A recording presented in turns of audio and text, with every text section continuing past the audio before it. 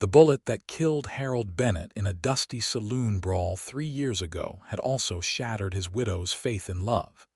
And now Hannah Bennett stood behind the counter of her dry goods store in Miles City, Montana Territory, watching yet another drifter walk through her door on this sweltering afternoon in August 1882.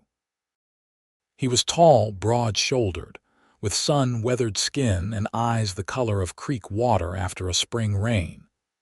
His hat was dusty from the trail, his boots scuffed but well-maintained, and he carried himself with the easy confidence of a man who knew how to handle trouble but didn't go looking for it. Hannah kept her expression neutral as he approached the counter, though something in her chest tightened with an old, familiar wariness. "Afternoon, madam," he said, his voice deep and respectful. "I'm looking for some supplies. Trail rations, ammunition for a Winchester, and if you have any decent coffee, I'll take a pound." Hannah nodded, moving efficiently to gather the items. She had learned in the 3 years since Harold's death to be businesslike, cordial but distant. It was safer that way.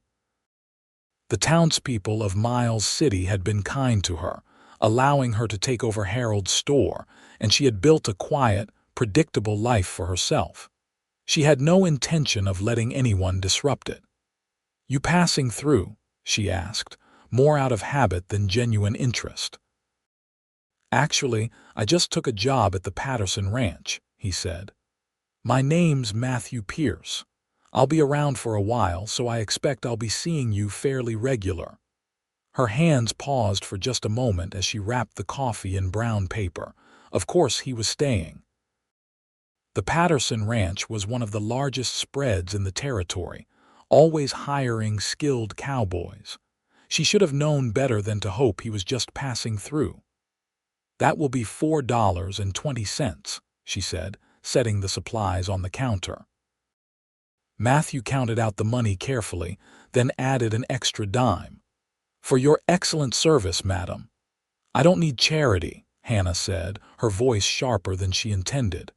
She pushed the dime back toward him across the worn wooden counter. His eyes registered surprise, but he simply nodded and pocketed the coin. "No offense intended, madam, just gratitude." After he left, Hannah found herself staring at the door longer than necessary. She shook her head, frustrated with herself. It had been 3 years. 3 years since she had trusted Harold's promise that he would be right back, that the argument in the saloon was nothing to worry about. 3 years since she had watched them carry his body down Main Street, his blood staining the dusty road. She had been 22 then, married for only 2 years, still believing in the fairy tales about love conquering all. She was 25 now, and she knew better. The rest of the afternoon passed quietly. Mrs. Sullivan came in for flour and sugar, chattering about her daughter's upcoming wedding. Old Tom Fletcher needed tobacco and spent 20 minutes complaining about his rheumatism. Young Billy Carter, the sheriff's son, picked up an order his mother had placed earlier in the week. It was all wonderfully, safely ordinary, but that evening, as Hannah was closing up the store, Matthew Pierce walked past her window. He tipped his hat to her through the glass, and despite herself, she felt something flutter in her stomach. She quickly pulled the shade down and locked the door, angry at her own reaction. The next morning, she woke to the rooster's crow from the neighbor's yard and went through her usual routine. She lived in the small apartment above the store, which had been cramped for two, but was more than adequate for one. She made coffee, dressed in one of her practical calico dresses, pinned her honey-colored hair into a neat bun, and opened the store at precisely 7 o'clock, just as she did every day except Sunday. Matthew Pierce came in at 8:30. "Morning, madam," he said, with that same respectful tone that somehow made her more uncomfortable than if he had been forward. "I forgot to get some soap yesterday." She sold him the soap and expected him to leave, but he lingered at the counter. I heard in town that you make the best apple pie in the territory. The Patterson boys were singing its praises. I don't sell pies, Hannah said curtly, just dry goods. Of course, I apologize for the confusion. He tipped his hat and left, and Hannah felt like a shrew. He had only been making conversation, the kind of pleasant small talk that was normal in a place like Miles City where everyone knew everyone. But she couldn't afford pleasant small talk, not with a man who made her feel things she had sworn never to feel again. Over the next 2 weeks, Matthew came into the store 4 more times. Each time he was polite, respectful, and slightly warmer than necessary. Each time, Hannah kept her responses clipped and professional. She could see the confusion in his eyes, but also something else, something that looked like understanding tinged with determination. It was on his 5th visit that he finally said something beyond simple pleasantries. "Mrs. Bennett, I hope I haven't offended you in some way," he said, after purchasing a new work shirt. "If I have, I'd appreciate knowing so I can make it right." Hannah looked up at him, at those earnest green eyes, and felt her carefully constructed walls threaten to crack.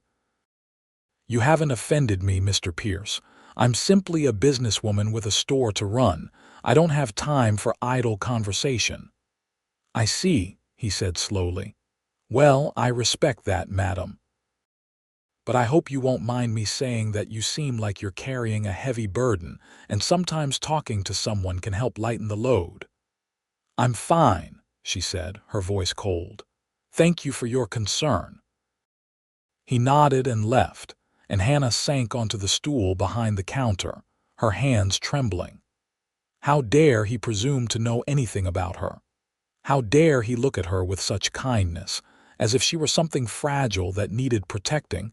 She had protected herself just fine for 3 years. That Sunday, Hannah attended services at the small white church on the edge of town, as she always did. She sat in her usual pew, sang the hymns, and listened to Reverend Thomas preach about forgiveness and moving forward.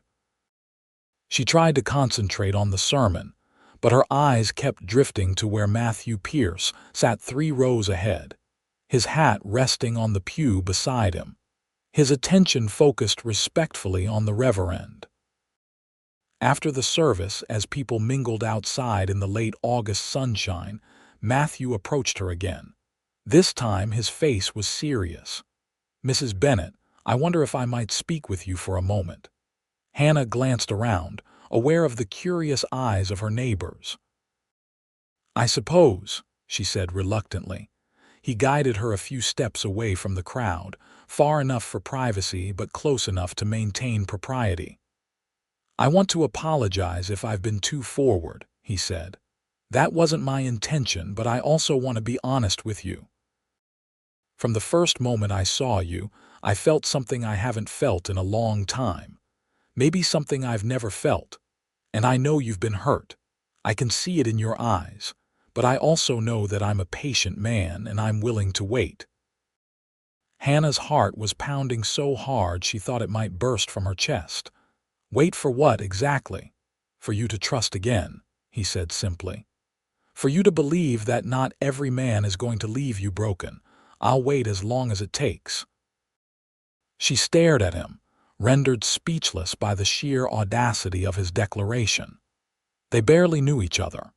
He had no right to speak to her this way, to say things that made her want to believe in possibilities she had buried with Harold. "You're wasting your time, Mr. Pierce," she finally managed. "I'm not interested in courting now or ever." "Maybe," he said, "but I'm still going to wait." He tipped his hat and walked away, leaving Hannah standing alone in the churchyard, her mind reeling. Over the following weeks, Matthew continued to shop at her store, but he kept his visits brief and his conversation minimal.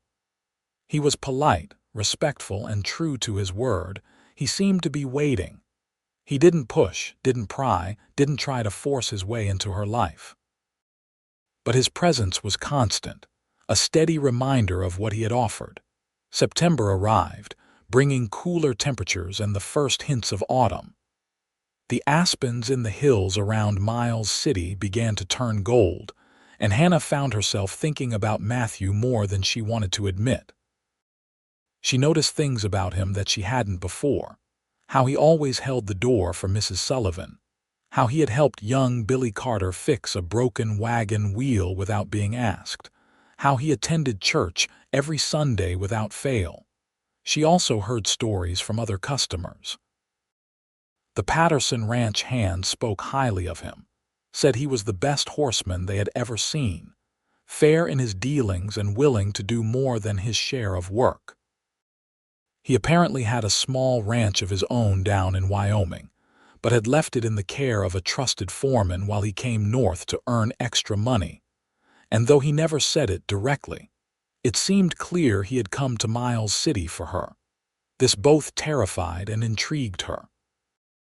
One particularly crisp Saturday morning in late September, Hannah was arranging a shipment of new fabric when the door burst open and young Billy Carter ran in out of breath. "Mrs. Bennett, we need help. There's been an accident at the Patterson Ranch. Several men are hurt, and Doc Hayes is asking for bandages and supplies." Hannah didn't hesitate. She quickly gathered everything she thought the doctor might need: bandages, antiseptic, clean cloth, and loaded them into her arms. "What happened?" "Part of the barn collapsed during repairs," Billy said, already heading back out the door. "Mr. Pierce got 3 men out before it came down completely, but he got pretty banged up himself." Hannah's blood ran cold. Without thinking, she locked the store and followed Billy, practically running down Main Street toward the Patterson Ranch at the edge of town. Her mind was racing with images of Harold lying in the street, blood pooling around him, his eyes vacant. She couldn't lose someone else, not like that, not when she hadn't even given Matthew a chance. The realization of what she had just thought stopped her in her tracks for a brief moment. She hadn't even given him a chance. Was that what she wanted? After 3 years of protecting herself, was she ready to risk her heart again? She didn't have time to answer because she had arrived at the ranch. The scene was controlled chaos. Doc Hayes was moving between injured men, barking orders to his assistant. 3 cowboys were lying on the ground, 2 conscious and 1 unconscious. And there, sitting on a fence post with blood running down his face from a gash on his forehead, was Matthew Pierce. Hannah rushed to him without thinking. "You're hurt." He looked up, surprised to see her. "It's nothing serious. Just a cut. Doc needs to see to the others first." "Don't be ridiculous," she said, setting down her supplies and pulling out clean cloth. "Hold still." She cleaned the wound with gentle but efficient movements, aware of his eyes on her face the entire time. The cut was deep but not life-threatening. It would need stitches. Her hands were steady as she worked, years of practical experience guiding her movements. "You came," Matthew said softly. "Of course I came. People were hurt." But even as she said it, she knew it was more than that. She had come because Billy had said Matthew was injured, and the thought of him being hurt had shattered something inside her. Doc Hayes finished with the other men, pronouncing all of them battered but alive, and came over to stitch Matthew's forehead. Hannah watched, her stomach churning as the doctor worked. Matthew didn't even wince, just kept his eyes on her face. When it was done, Doc Hayes packed up his supplies. "You'll have a scar, Matthew, but you'll live. Those men you pulled out owe you their lives." "That was brave and possibly foolish. Couldn't leave them," Matthew said simply. After the doctor left, Hannah helped Matthew to his feet. He was steady, but she kept her hand on his arm anyway. "You should rest. I'm fine. Really." He looked down at her hand on his arm, and something shifted in his expression. "Thank you for coming, for helping." She pulled her hand back as if burned. "Anyone would have done the same. But it was you who did it." They stood there in the late morning sun, surrounded by the aftermath of near tragedy, and Hannah felt the walls she had built around her heart begin to crumble. This man had risked his life to save others. He was good and brave and patient, and he had said he would wait as long as it took. "I should get back to the store," she said, but her voice lacked conviction. "Hannah," he said, using her first name for the first time. "Would you let me walk you back?" She should have said no. She should have maintained her distance, kept him at arm's length like she had been doing for weeks. But instead she nodded. They walked slowly through town, neither speaking at first. Matthew's face was pale beneath the blood-stained bandage, and Hannah could tell he was in more pain than he was letting on. When they reached the store, she surprised herself by saying, "Come upstairs. I'll make you some tea and you can rest for a bit before heading back to the ranch." He followed her up to her small apartment, and she busied herself making tea while he sat at her modest kitchen table. It was strange having a man in her space again. Strange, but not unwelcome. Harold had been gone so long that the apartment had become entirely hers, and she had forgotten what it felt like to share it. She set the tea in front of him and sat down across the table.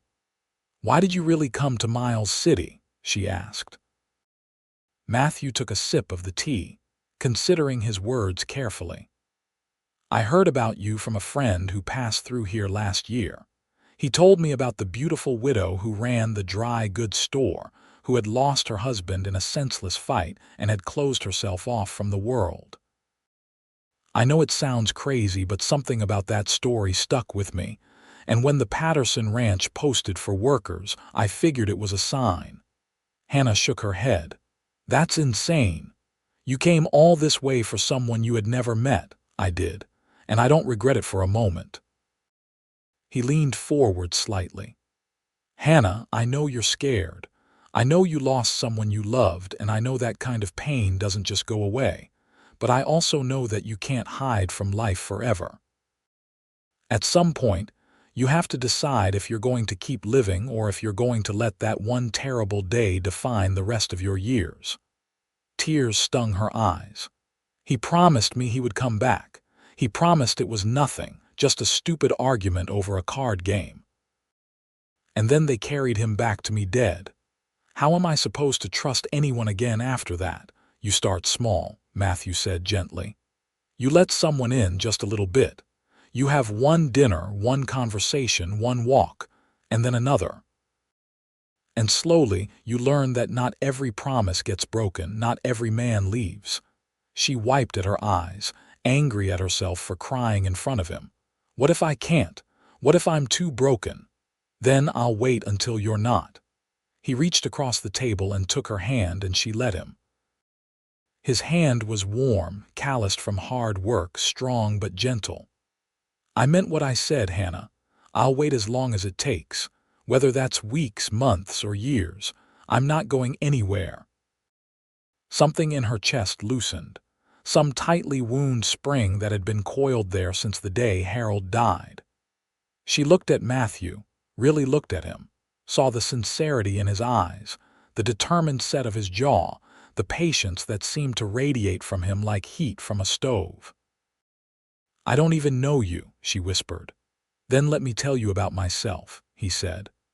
"I was born in Texas on a small ranch. My father taught me everything about horses and cattle. He died when I was 18, and I took over the ranch with my older brother, Marcus. We ran it together for 5 years, but Marcus got married and wanted to run the place his own way, so I bought some land in Wyoming and started my own spread. I'm 27 years old. I've never been married. I don't drink to excess. I don't gamble. And I've never raised my hand to a woman in my life." Hannah listened, absorbing every word. "What do you want from life?" "A family," he said without hesitation. "A wife who I respect and who respects me. Children. A home filled with laughter instead of silence. I want to build something lasting, something that matters." It was everything she had wanted once, everything she had thought she would have with Harold. But Harold had been reckless, always getting into scrapes, always drawn to trouble like a moth to flame. Matthew seemed like the opposite, steady and solid. "I need time," she said finally. "I can't just jump into something. My heart has been locked away for too long." "Take all the time you need," Matthew said. "I'm not going anywhere." They finished their tea in comfortable silence, and then Matthew headed back to the ranch. After he left, Hannah stood at her window watching him walk down the street, his shoulders broad and strong even with his injury. She felt something she hadn't felt in 3 years: hope. Over the next several weeks, Matthew and Hannah developed a tentative friendship. He came to the store more frequently, but now their conversations went beyond simple transactions. He told her stories about Wyoming, about the ranch he was building there, about his brother's growing family. She found herself sharing stories about her childhood in Ohio, about how she had come west with her parents at 17, seeking a new life after her father lost his farm. She told him about meeting Harold, about how he had swept her off her feet with his charm and promises. She even told him about the day Harold died, how she had heard the gunshots and known, somehow, that her life was about to change forever. Matthew listened to everything without judgment, without trying to fix her or minimize her pain. He just listened, and that meant more to her than anything else could have. One crisp October evening, as the sun was setting and painting the Montana sky in shades of orange and pink, Matthew asked if he could take her to dinner at the hotel restaurant. It was a big step, and Hannah almost said no. But something in his eyes, that patient hopefulness, made her nod. The dinner was lovely. They sat at a table by the window, and Matthew ordered steak while Hannah chose the chicken. They talked about everything and nothing: books they had read, places they wanted to see, dreams they had once held and dreams they still harbored. Hannah found herself laughing, actually laughing, for the first time in longer than she could remember. As they walked back to her store afterward, Matthew said, "Thank you for tonight. It meant a lot to me." "It meant a lot to me too," Hannah admitted. "I've been alone for so long. I forgot what it felt like to enjoy someone's company." They stood outside her store, the street mostly empty now that evening had fully descended. Matthew looked at her with such tenderness that it made her heart ache. "May I see you again, not just in the store but like this, properly?" She took a deep breath. "Yes, I'd like that." He smiled, and it transformed his whole face. "Tomorrow is Sunday. Would you let me walk you home from church?" "Yes," she said again, and this time it felt like a promise. True to his word, Matthew was waiting outside the church after services the next day. He offered his arm, and Hannah took it, acutely aware of the interested looks from the other townspeople. She knew there would be talk, but for the first time in 3 years, she didn't care. They walked slowly, taking the long way back to her store, talking about the sermon and the beautiful fall weather. When they reached her door, Matthew said, "I know you need to take things slow, and I respect that. But I want you to know that every moment I spend with you makes me more certain that I came to Miles City for exactly the right reason." Hannah felt her cheeks flush. "You barely know me." "I know enough," he said. "I know you're strong and independent. I know you've survived something that would have broken a weaker person. I know you're kind, even when you're trying to keep people at a distance. I know you have the most beautiful smile I've ever seen, even though I've only seen it a handful of times." "Matthew," she whispered, overwhelmed by his words. "I'm not trying to rush you," he said quickly. "I just want you to know how I feel, so that when you're ready you'll know I'm here, waiting." She reached out and touched his face, careful to avoid the healing wound on his forehead. "You're a good man, Matthew Pierce, better than I deserve." "That's not true," he said fiercely. "You deserve everything good this world has to offer." Over the following months, their courtship progressed slowly but steadily. Matthew took her to dinner once a week. They attended church together every Sunday. He helped her with repairs around the store, fixing a loose board on the porch, replacing a cracked window, ensuring her stockroom was properly organized. He never pushed for more than she was willing to give, never tried to kiss her or hold her too close. He was content to simply be near her, to talk with her, to build a foundation of friendship and trust. Hannah found herself thinking about him constantly. She noticed the way he smiled when he saw her, the way he listened intently to everything she said, the way he treated everyone with respect and kindness. She noticed how the children in town adored him, how he would stop to help anyone who needed it, how he was becoming a respected member of the community. By the time November arrived, bringing with it the first serious snow, Hannah realized she was falling in love with him. It terrified her and thrilled her in equal measure. She had thought she could never feel this way again, never trust anyone enough to open her heart.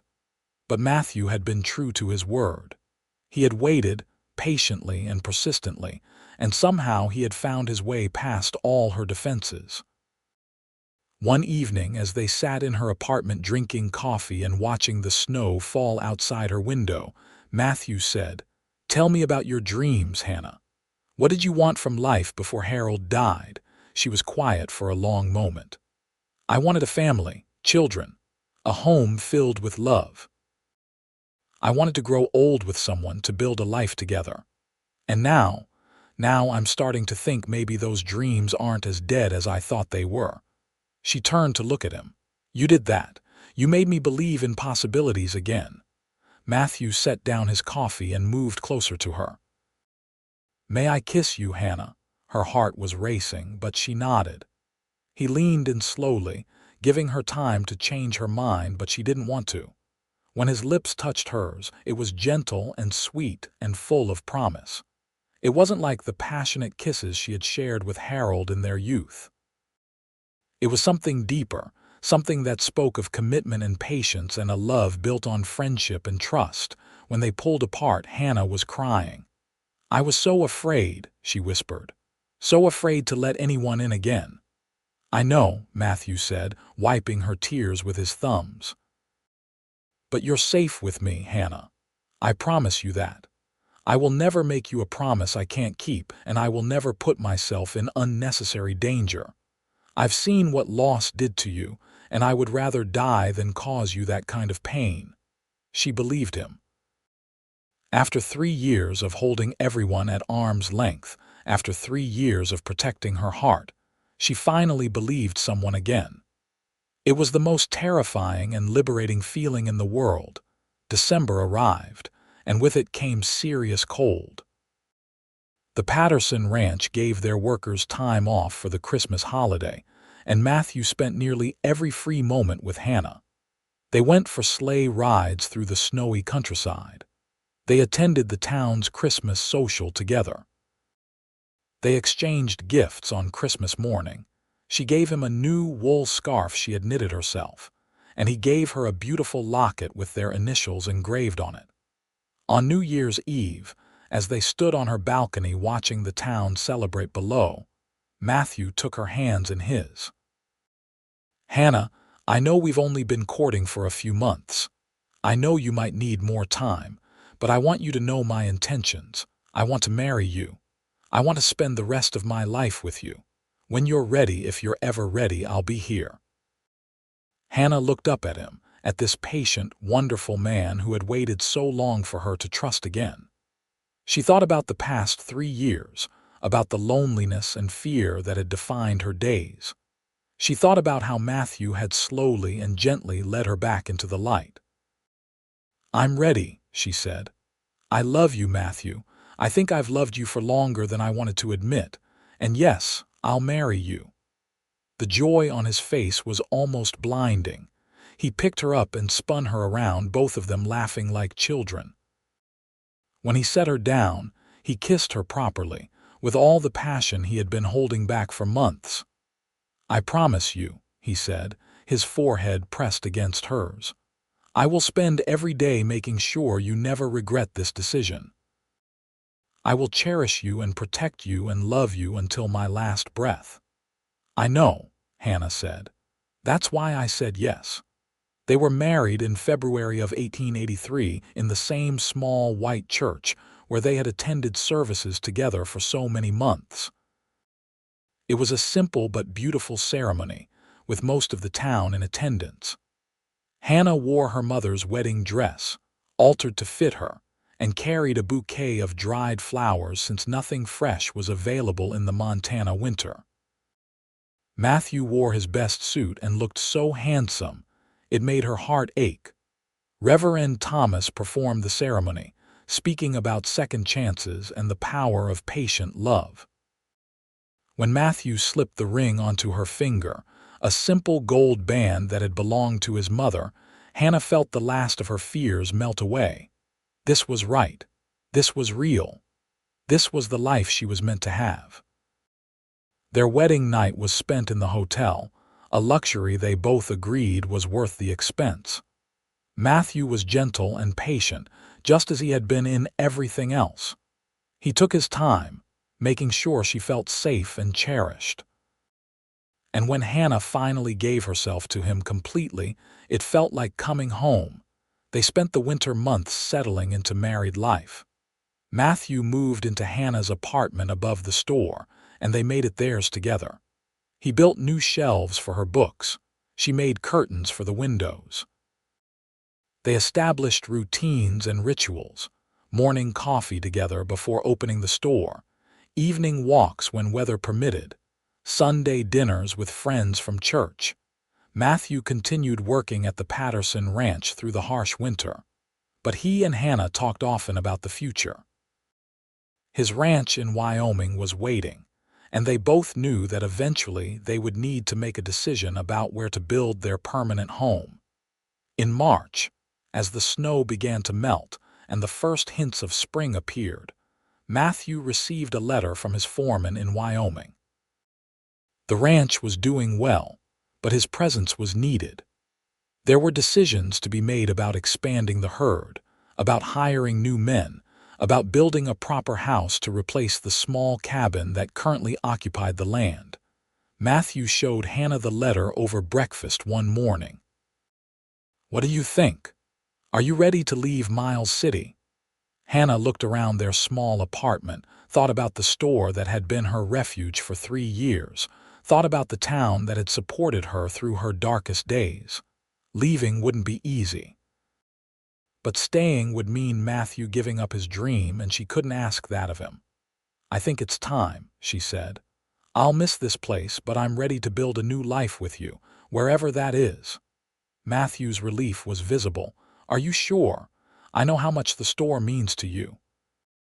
"The store was my life when I had nothing else," Hannah said. "But now I have you, and that's more important than any store could ever be." They spent the next 2 months preparing for the move.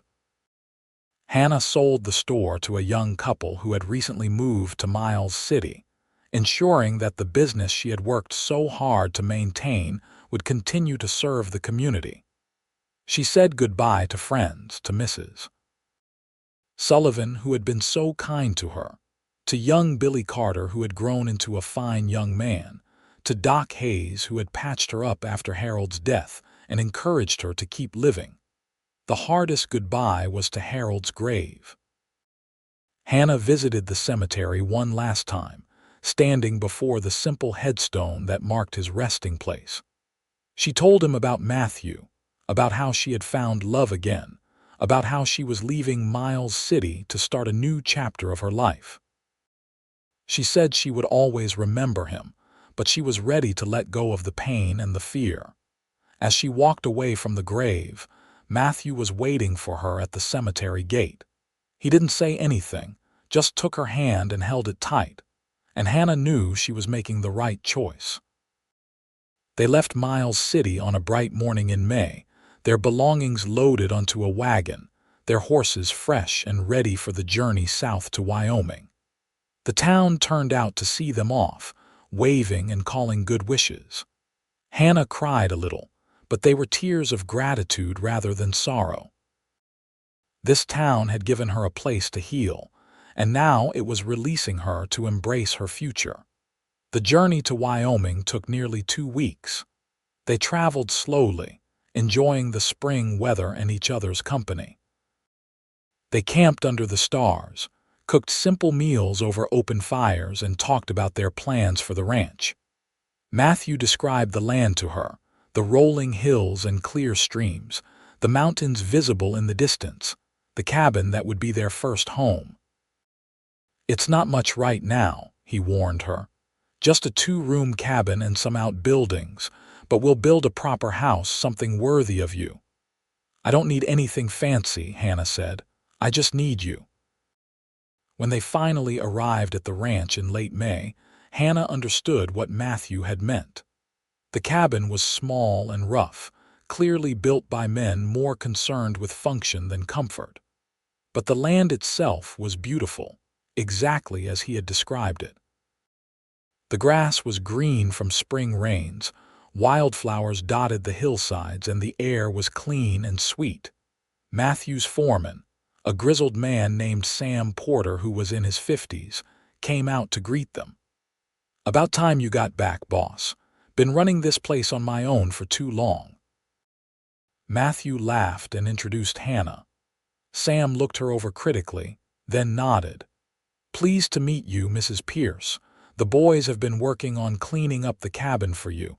It's not much, but it's honest shelter."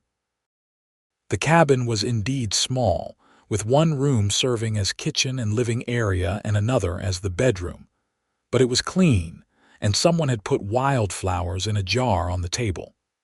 Hannah felt tears prick her eyes at the thoughtfulness. Over the next several months, Hannah and Matthew threw themselves into building their life together.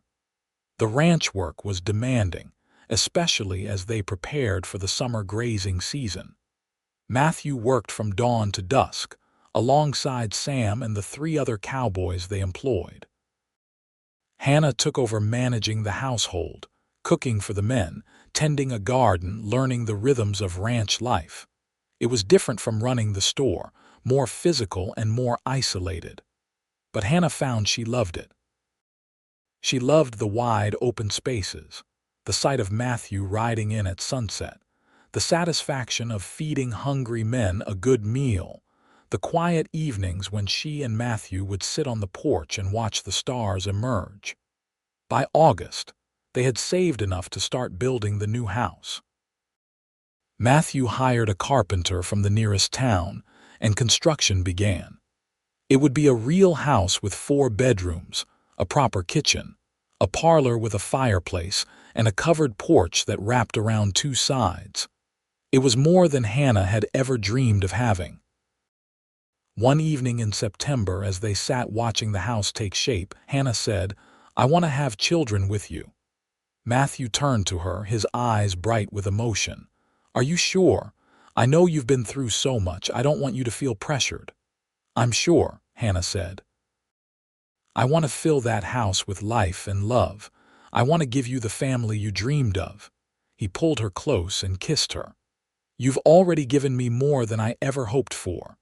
By the time the house was finished in November, Hannah was pregnant.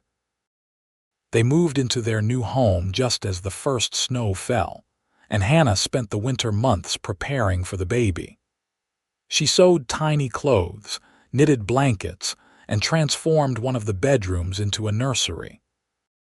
Matthew was constantly at her side when he wasn't working, fussing over her, making sure she didn't overexert herself. Their son was born on a warm day in June of 1884, and they named him Michael Harold Pierce, honoring Matthew's father and Hannah's first husband. Hannah held the baby in her arms and felt a completeness she had never known before. She looked at Matthew, who was staring at his son with such wonder and love, and knew she had made the right choice in trusting him. "He's perfect," Matthew whispered, touching the baby's tiny hand. "He is," Hannah agreed. "We made him together, out of patience and love." Life settled into a new rhythm after Michael's birth. Hannah balanced motherhood with managing the household, and Matthew continued to build the ranch into a successful operation. They added more cattle, hired additional help, and established themselves as respected members of the Wyoming ranching community. When Michael was 2, Hannah became pregnant again. This time, she gave birth to twin girls whom they named Mary and Margaret. The house that had seemed so large suddenly felt perfectly sized as it filled with the sounds of children. Matthew was a devoted father, spending every free moment with his children. He taught Michael to ride as soon as the boy was old enough to sit a horse. He read stories to the twins every night before bed. He never missed a birthday or an important moment in their lives. As the children grew, Hannah sometimes thought about those dark years in Miles City, when she had been so certain she would never trust or love again. She thought about how Matthew had walked into her store and seen past her defenses to the hurt woman beneath. She thought about his promise to wait as long as it took, and how he had kept that promise with patience and grace. One evening, when Michael was 6 and the twins were 4, Hannah and Matthew sat on their porch watching the sunset while the children played in the yard. Hannah leaned against her husband's shoulder, content in a way she had never imagined possible.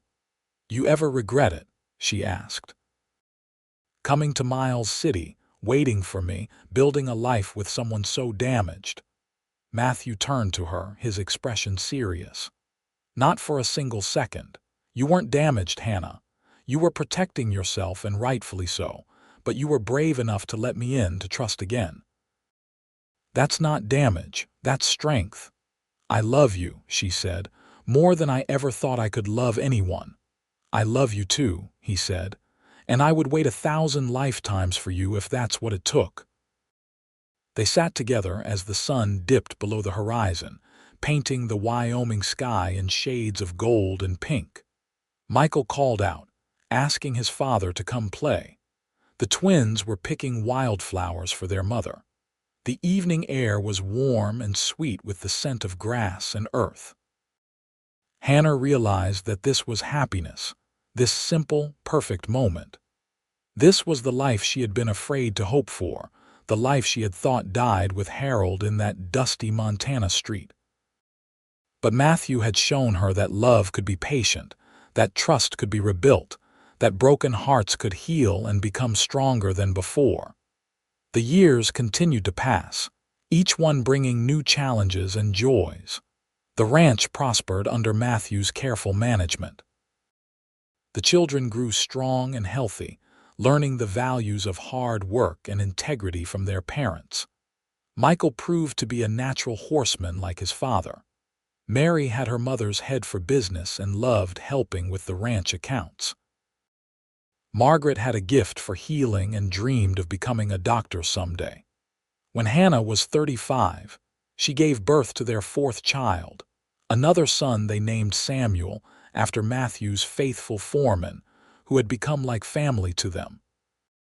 Sam Porter, now in his 60s and semi-retired, was honored beyond words. The house continued to fill with life. There were birthday parties and holiday celebrations. There were injuries and illnesses that tested their strength. There were bad years when the cattle prices fell and good years when everything seemed to go right. Through it all, Hannah and Matthew faced everything together, their love deepening with each passing season. Hannah never forgot Miles City or the woman she had been there, alone and afraid. But that woman felt like a different person now, someone she could look back on with compassion but no longer identified with. She had been transformed by Matthew's patient love, by the family they had built, by the life they had created on this Wyoming ranch. When she was 40, a letter arrived from Miles City. Mrs. Sullivan had written to tell her that the dry goods store Hannah had owned was doing well under its new management.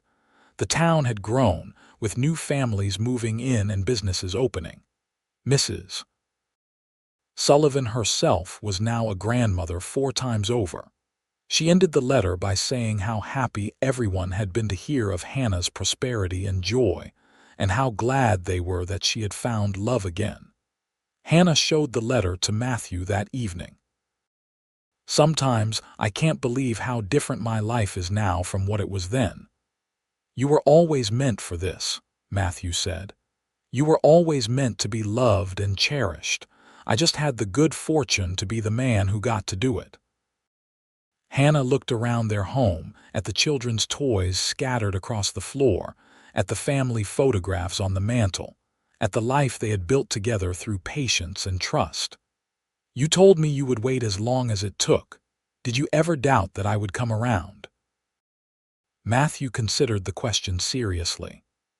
"There were moments when I wondered if your fear was too strong, but I never doubted that you were worth waiting for, and I never doubted that what I felt for you was real and lasting.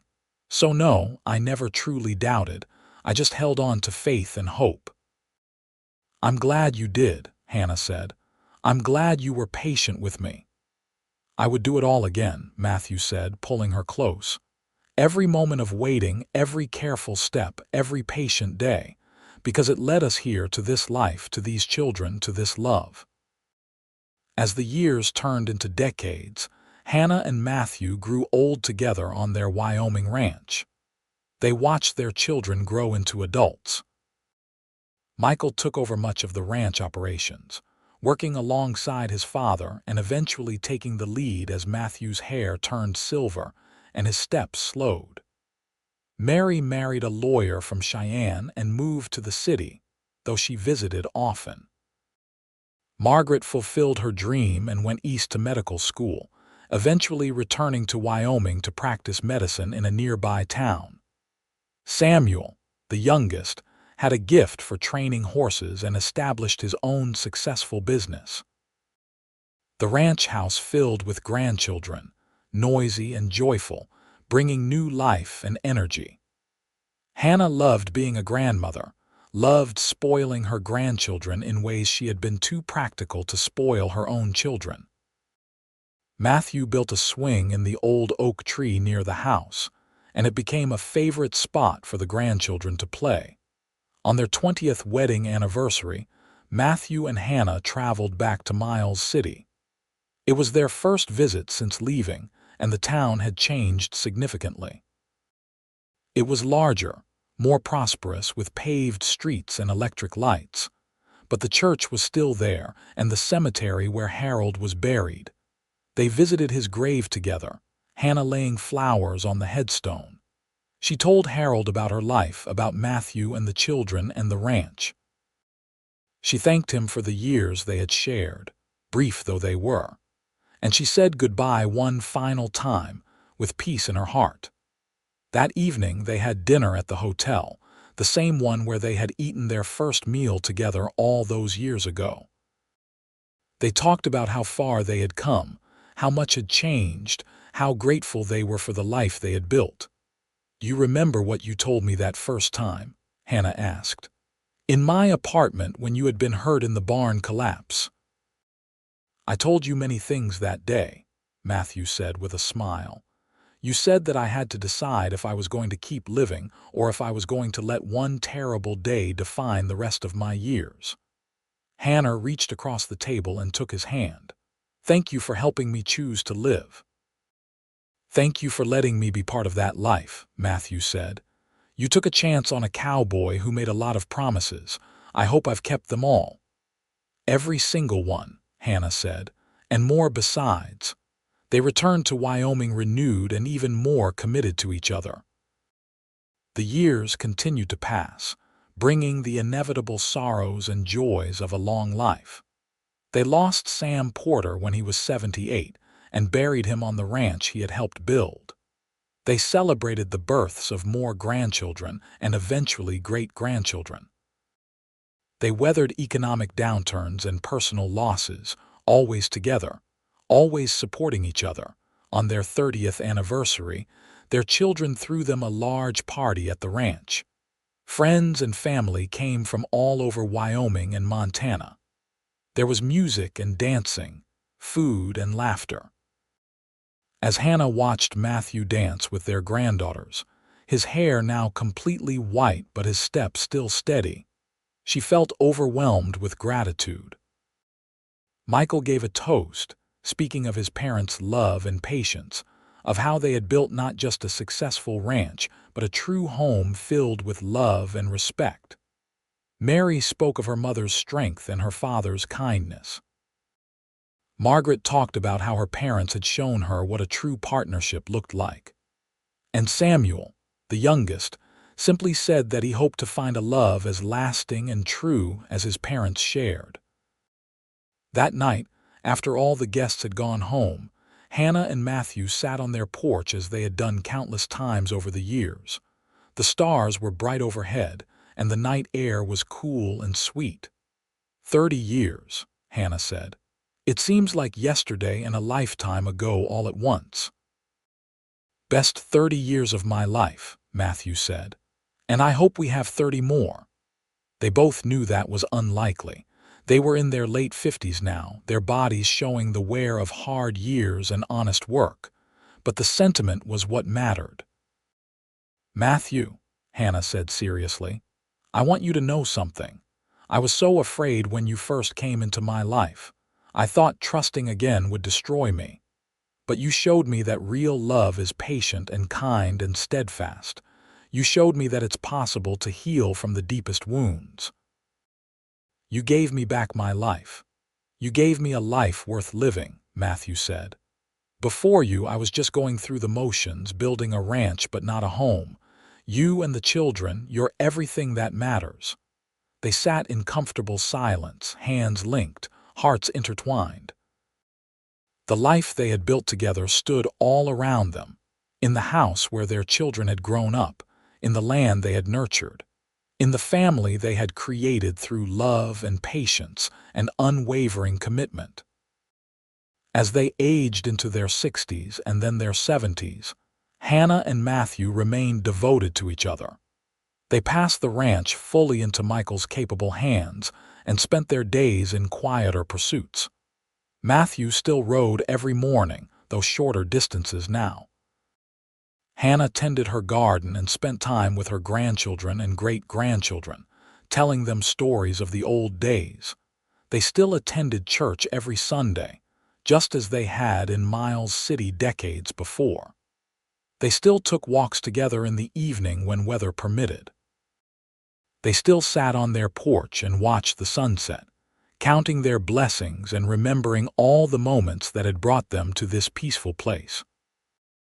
On a warm summer evening when Hannah was 73 and Matthew was 75, they celebrated their 48th anniversary quietly, just the two of them. They had dinner on the porch, simple fare that Hannah had prepared herself. They talked about the grandchildren and great-grandchildren, about the ranch that was thriving under Michael's leadership, about the good life they had shared. As the sun set, painting the sky in brilliant shades of orange and gold, Matthew said, "Do you remember the day we met? You looked at me like I was just another drifter who would cause you trouble." Hannah laughed. "I was terrified of you, not because you were frightening, but because something in me recognized you even then, recognized that you were going to change everything. And did I?" Matthew asked with a slight grin. "You saved me," Hannah said simply. "You were patient when I needed patience. You were steady when I needed steadiness. You were love when I needed love. You saved me, Matthew Pierce." "You saved me right back," he said. "You gave me purpose and meaning. You made me a better man." They sat together as darkness fell, two people who had built a lifetime of love on a foundation of patience and trust. They had overcome fear and loss, had created a family and a legacy that would endure long after they were gone. Hannah thought about the young widow she had been, standing behind the counter of her dry goods store, convinced that her life was over at 25. She thought about the cowboy who had walked through her door and promised to wait as long as it took. She thought about the journey they had taken together, from suspicion to trust, from fear to love, from brokenness to wholeness. "I love you," she told Matthew, the same words she had said thousands of times over their decades together, but words that never lost their meaning.